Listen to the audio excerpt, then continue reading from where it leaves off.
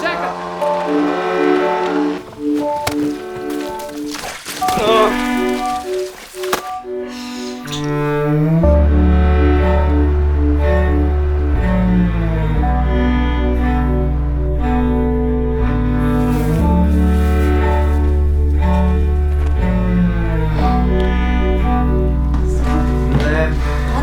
Smej se!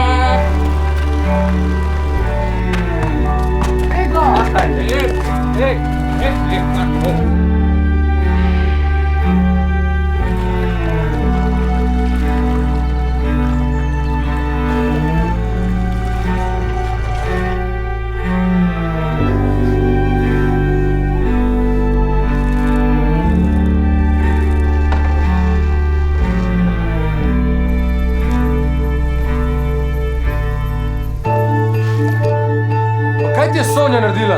Kaj mi je naredila? Stran te bo odpeljala. Pa ti ne razumeš, da bi sam to rad...